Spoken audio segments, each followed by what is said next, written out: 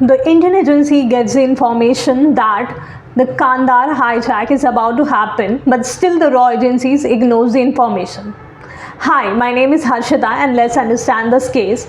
Why did the Indian agency deny the fact for the hijack of Kandahar?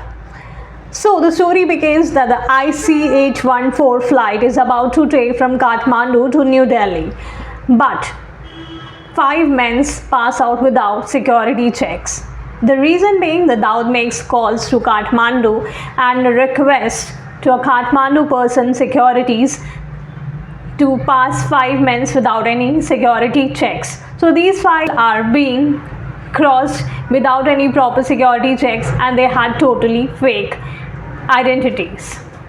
The plane takes off with a normal course of action. As soon as it enters to the borders of India, all the 5 hijackers stands up and try to get the crowd separation, males and females, and later instructing the captain to take the flight to Lahore.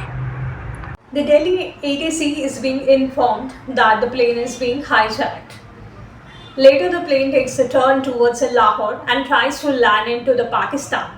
Pakistan shut down its ADC and denies to provide any landing at Lahore and instructs to take back of the plane. So the plane has just a fuel of about 1 hour, so they just take a turn and land it to Amritsar. The Amritsar ATC was very less trained and was not very prepared with, so they were not very much aware, nor they have received any instruction from central agencies. So the plane being landed in Amritsar to fuel up. But the hijackers noticed that there is some suspicious activities going on, as besides the tank they seen that there is a police and the constables and some other security forces to be there. The plane again takes off to the place Lahore. This time the plane gets a clearance in Pakistan, just requested to Pakistan to fuel up the plane. Fuel is tanked up, but they are not allowed to take any activities in, and the Pakistan requests to leave the borders as soon as possible to the plane. IC-814 Captain Sharan is being instructed through Pakistan ATC to leave their Pakistan border as soon as possible. As earlier the Pakistan and India were not sharing a very good relationship, not today, not tomorrow. The plane takes off from Pakistan to Oman. Oman also denies for any landing into their states. Thereafter the plane is again being taken to UAE. The plane is however landed into UAE and the Indian government tries to negotiate with UAE so that the Indian government tries to convince UAE to held the plane over there. But as UAE doesn't want any blood stains or hijacks related anything or stuff to in UAE, so they didn't support India at that moment. And then the plane takes off to a final destination, that's Afghanistan. What was the condition of the hijackers?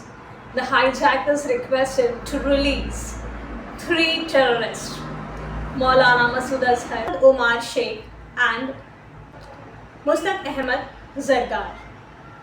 So the government agrees to the condition, but the government had a plan that they won't evacuate the terrorists, they won't let the terrorists get free, and despite get evacuated the plane safely into the India with the planning of it, and somehow the plan got failed as the Indian embassy or the Indian government commandos were not able to be on the front step and the Afghan commandos were on the front end, due to which they were safely being evacuated towards Pakistan. And somehow you are aware that as on today also Masood Azhar is running his operations into Pakistan and is terrible terrorist activities still being taken under the borders of Pakistan. This was the whole story. Thank you.